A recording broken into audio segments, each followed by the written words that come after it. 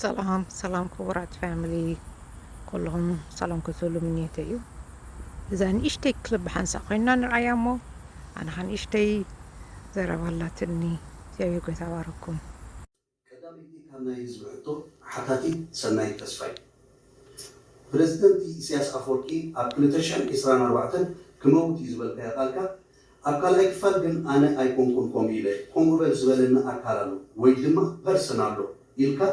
ካብ ተሓታትነት ናይቲ ዝተዛረብካዮ ቃልካ ክትህድም ፈቲንካ ሓራይ እቲ ከምኡ በል ዝበለካ ኣካል ወይ ድማ ፐርሰን መን እዩ ክተነፅረልና ዶ ምኽኣልካ ትብል ሕቶይ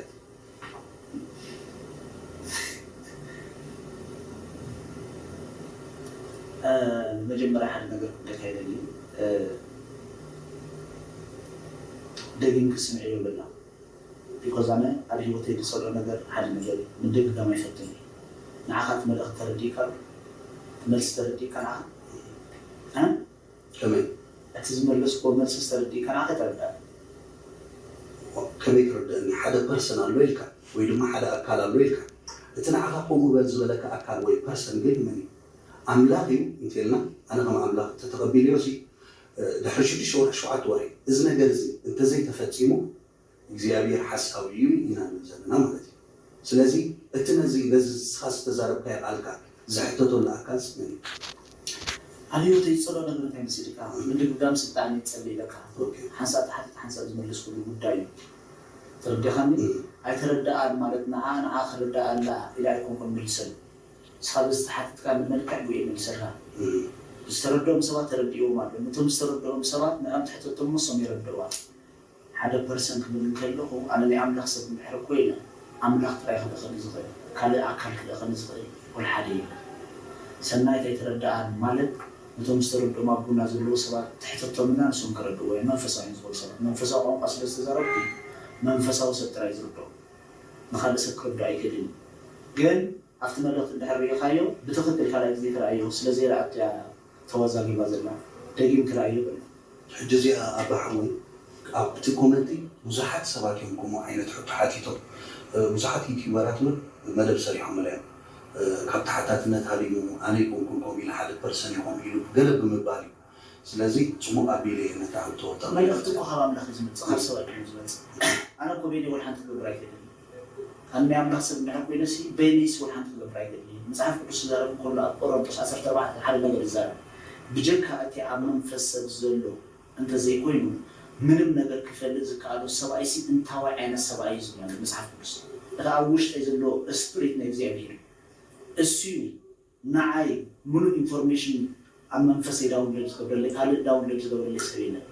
بس هو البرسنت بدن كله تا برسنت ده ده ردت كلنا زيابير أنا ملأختني أنا سبايكم ملأختني أنا أملاخ سب كده خلنا أيكدين سب لي خلنا دمع عافي أي كفتني أملاخ نحب لي خلنا عافي سقف سلازم ملأختني هذا زبونكم أملاخ أنا أملاخ ملأختني أمر ناس ملأختني أيكم إذا بير لي خلنا أملاخ برسان حراي تحرش بديش شو عتوري إذا تنبيت جزء خبيك إذا نجرزي أنت زي تفتي موسي نجزابير دينا نحطو مالدي وين نجزابير دينا نقصو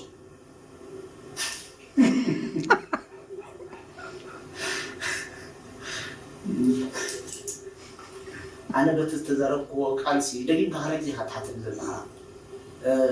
كنت أنا ترى ليش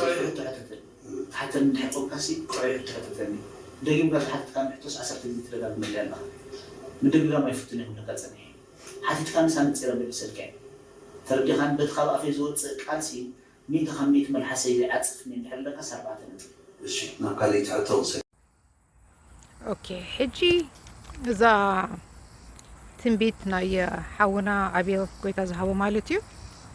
حاده قويتا قعلومي ولا حجي يزارب انه هزبو مالتيو نقول لنا زاربنا يو قرموكم نقر من تصني لنا نسمع لنا نتم بروفيت كعب ابي خاني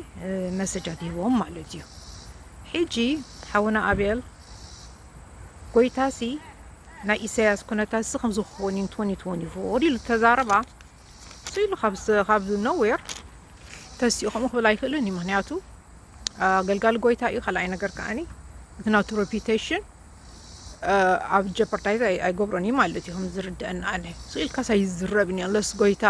መንፈስ ቅዱስ ተዘይገሊጽሉ ብኸም ይኸና ህዝቢ ውጽዮ ማለት እዩ ሕጂ ሓደ ክብል ደልየ ዘለኹ ጎይታሲ ንኩሉ ብሓንቲ ዓይኒ ዝርዮ ንኩሉ ሃይማኖት ምክንያቱ ዝሎንገስ ኩላህና ብኣወል መንፈስ ቅዱስ እንተሕና ነኣምን ኮይንና ኩላህና ኣብ ቅድሚ እግዚኣብሔር በቃ ማለሲ ቅቡላት ኢና ንሱ ከዓኒ ካቶሊክ ተዋህዶ ፔንቴኮስታል ማለት እዩ ኣወል መንፈስ ቅዱስ ኣምን ኦኬ ሕጂ እግዚኣብሔር ጎይታ እንታይ ይደሊ ኸባና ናህና ሪሌሽንሽፕ እዩ ዝደሊ እምበሪ እንዳም ብሃይማኖት ክንካታዕ ብሃይማኖት ክንኣርግዩ ክንገብር ገለ ኣይደልን እዩ ምክንያቱ ሲ እቲ ሰብ ዝኣምነሉ ዘሎ ነገር በቲ እሱ ዝተዋህቦ ፀጋ ጥራሕ እዩ ዝከኣምን ዝኽእል ንሓደ ጴንጤስ ብሓይሊ ኣብ ማርያም እመን ክትብሎ ወይ ብፃድቃናት እመን ክትብሎ ኣይትኽእልን ኢኻ ምክንያቱ ፀጋ ይተዋህቦምን ሕጂ ኣነ most of the times I don't even waste my time ንስኣቶም ኣርግዩ ክገብር ምክንያቱ እቲ ፀጋ ስጋዕ ዝወሃቦም ምንም ክትገብር ኣይትኽእልን ኢኻ ማለት እዩ ብዙሕ ኣሎ anyway ሓደ ዝፈላለየና ግን ንሱ irrelevant እዩ እቲ ቀንዲ ብኣብ ወልድ መንፈስ ቅዱስ እንድሕር ኣሚኑ ሓደ ክርስቲያን it's enough ምክንያቱ እቲ ቀንዲ salvation እዩ ኦኬ ሕጂ ምሳ ክብል ደልየ ዘለኹ ከምቲ ዝብለኩም ከዓነ ንኩሉ ጎይታ ይዛረቦ እዩ ንፔንቴኮስታል ይዛረቦም ንካቶሊክ መሰጅ ይህብ ንተዋህዶ መሰጅ ይህብ ንኩሉ ናቱ መሰጅ ይህብ ጎይታ especially ካብዚ ዘለና ግዜ ሕጂ the end times in the book of Revelation ዘለና ጎይታ የግድን መሰጃት ንህዝቢ ዓለም ይህብ ኣሎ ምክንያቱ እቲ ናቱ ሚሽን ንዓለም ከድሕን እዩ ሕጂ ዝና ኢሳያስ ሂብዎ ዘሎ ንዝሓውና ኣቤል ኣነ ይኣምነ ጎይታሲ እንታይ እዩ ዝብል ዘሎ በቃ እዚ ግዜ ኣቲና ዘለና ስኒ ግዜ ኣኺሉ እዩ ሕጂ ኸዓኒ እዛ 2024 ባይ ማይልስቶን እያ ምክንያቱ ኣብቲ ናይ መፅሓፍ ቅዱስ እንድሕር ርኢናዮ ብናይ ጂዊሽ ካላንደር ማለት እዩ 5784 እያ ሕጂ እዚኣ is the year of Jubilee which is 7 years ሸሚታ እንዲዩ ድሓር 7 times 7 ካብ 49 ይኸውን ሕጂ 49 the 50th year Jubilee the year of Jubilee ኣትበሃል ግዜ ኣብቲ 50th ስኒ እንታይ ይጋጥም ተልና ኸዓኒ the Jubilee year is the year of renewal ሓድሽ ህይወት ሓድሽ life ሕጂ ናብ ሓደ ሓድሽ ኤራ እንዳኣተና ኢና ዘለና ማለት እዩ it's a time of restoration open door ይበሃል ኦኬ ሙሱ ኸዓኒ እቲ ኩሉ financial system reset ክገብርዎ እዮም ሕጂ እንታይ ዝኸውን እቲ ኩሉ ናና debt cancel ክገብሮ እዩ ጎይታ ሙሱ ኸዓኒ it's the time for slaves ዝነበረ abandoned ዝነበረ free ይኸውን ሓንቲ ዓዲ እንድሕሪ ብሓደ socialist ወይ ብሓደ communist ዓዲ ትግዛእ ነይራ ኮይና this is the year እቲ ህዝቢ ፍሪ ክኸውን እዩ ሙሱ ኸዓኒ citizens ናይ ዓለም ናት ኣፍትናታቶም ሆምላንድ ንኽምለሱ ከዓኒ ሓደ ካብኡ እዩ ጁብሊ ሕጂ ዝዓመት እዚኣ እንዳውን I don't know ብዙሓት ፈይጥኩም ትኾኑ ኣይፈልጥን ኣብ ትግራይ already ኣውጆም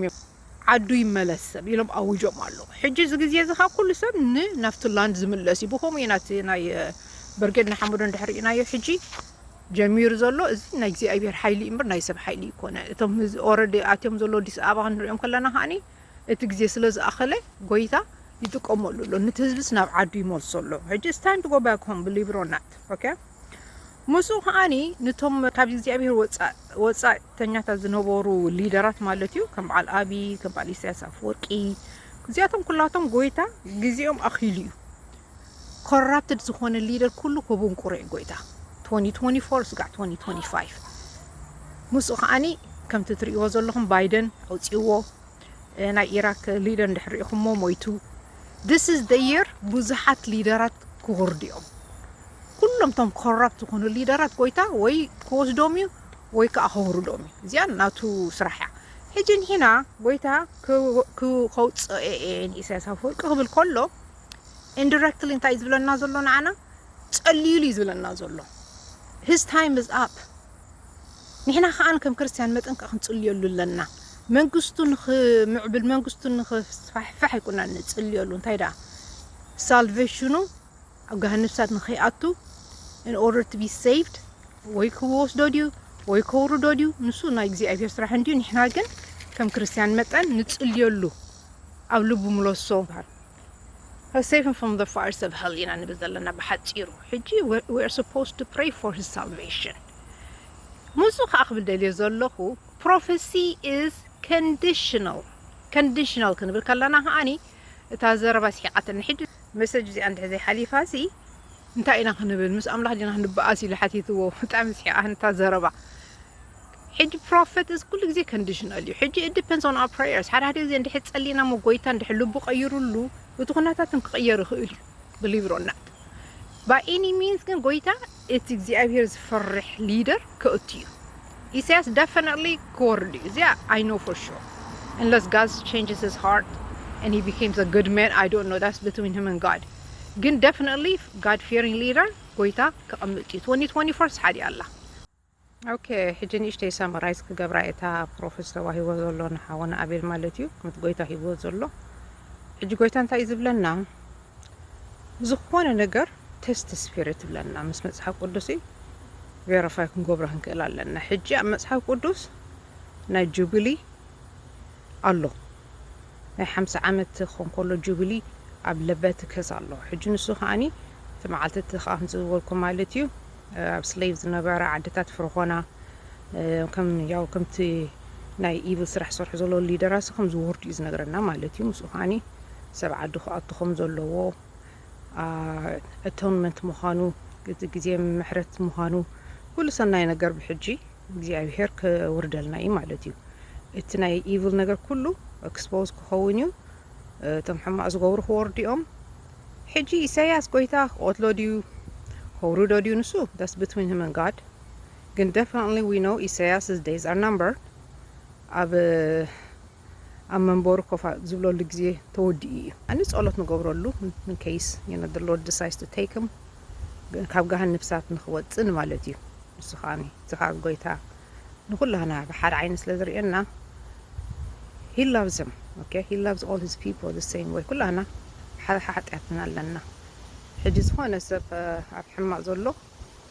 ብልቢ ክንጽልየሎም ግቡእ ናይ ከም ክርስቲያንነት እምነት ጎይታ ስለ ዘፍቅሮም ንሕና ከዓኒ we don't want anybody going to hell ማለት እዩ ሕጂ says days are numbered guys it's time to go home ቀሊል ኣይኮነን ብጣዕሚ ደስ ዝብል ጎይታ ባርኩም ዝኾነ ሕቶ ተልይኩም ከዓኒ ኣብ ታሕቲ ግደፍሉ ኢኹም ጎይታ ምስ ኩላትኩም ይኹን God bless